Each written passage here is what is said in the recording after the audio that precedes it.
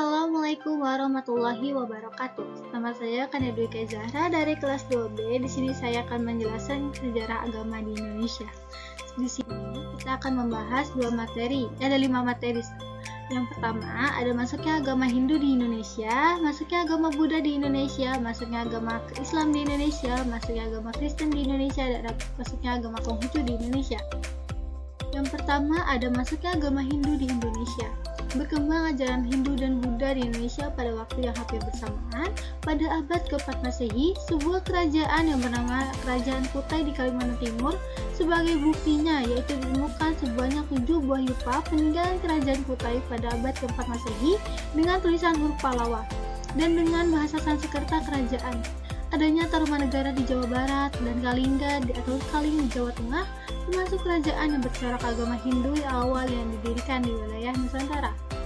Munculnya agama Hindu di Indonesia berawal dari hubungan dagang antara pusat Hindu di Asia, yaitu India, dengan Nusantara.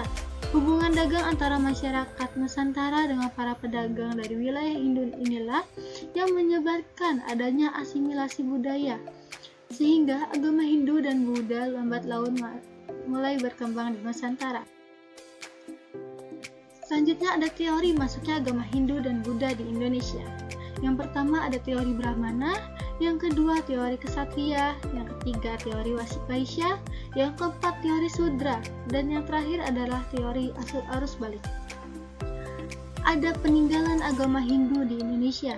Yang pertama ada Candi Prambanan, ada yang kedua Candi Cangkuang, yang ketiga Candi Dieng, yang keempat ada Negara Kertagama, yang kelima Sutasoma, dan yang keenam Arjuna Wijaya. Selanjutnya ada masuknya agama Buddha di Indonesia. Kerajaan Buddha yang pertama kali berkembang di Nusantara adalah Kerajaan Sriwijaya, berdiri pada abad ke-7 sampai tahun 1377.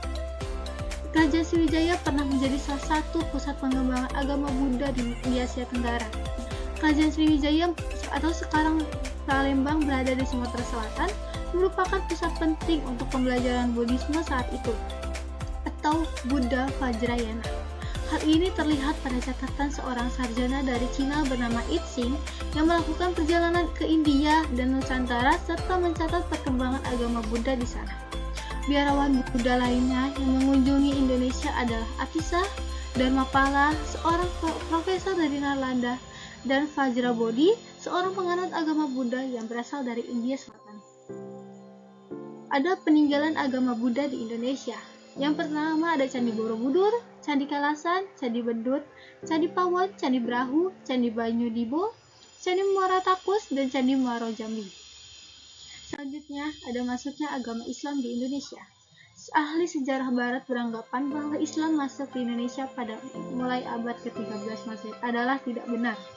Hamka berpendapat bahwa pada tahun 625 Masehi sebuah naskah dari Cina mengabarkan bahwa menemukan sekelompok bangsa Arab yang telah bermukim di pantai barat Sumatera atau Barus yang akan menjadi kerajaan Sriwijaya pada tahun 30 Hijriah atau 651 Masehi semasa pemerintahan Khalifah Islam Utsman bin Affan pada tahun 644 sampai 656 Masehi.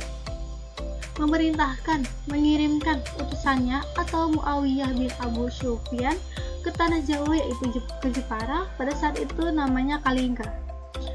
Hasil kunjungan duta Islam ini adalah Raja Jaisima, putra Ratu Sima dari Kalingga, masuk Islam. Selanjutnya ada teori masuknya agama Islam di Indonesia. Ada teori Gujarat, teori Makkah, dan teori Persia. Selanjutnya ada peninggalan agama Islam di Indonesia. Ada makam, stempel, dan naskah.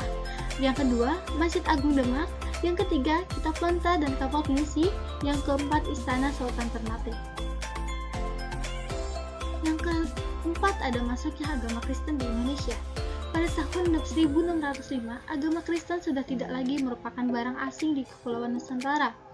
Ada kemungkinan besar pedagang-pedagang Kristen dari Khalifah Arab atau dari India Selatan telah sampai di Indonesia mulai dari abad ke-7 atau ke-8 Masehi pada tahun 1323 sampai 1324. seorang anggota Ordo Fransiskan, Orderico de Pordenone, mengunjungi Kalimantan, Istana Majapahit, dan Sumatera, dan 20 tahun kemudian seorang utusan Sri Paus bertemu dengan sejumlah orang Kristen di Sumatera.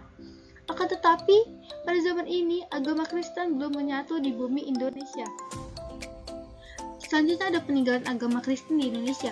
Ada Gereja Sion atau Gereja Portugis, Katedral Santa Maria, Gereja Belenduk, dan Candi Hati Kudus Yesus.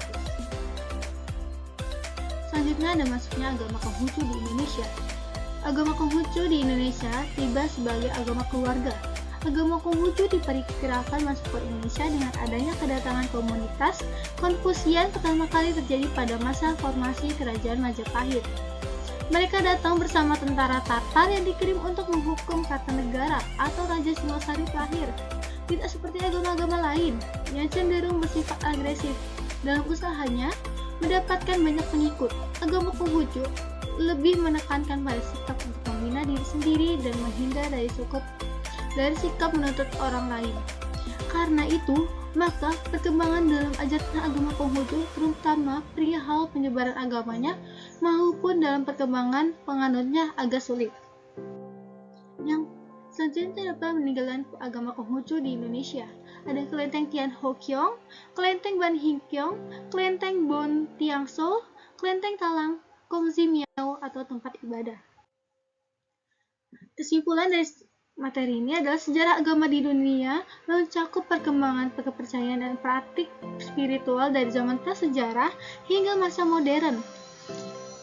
Agama-agama tertua seperti animisme dan politeisme muncul di berbagai kebudayaan kuno, seringkali terhubung dengan alam dan pemujaan leluhur.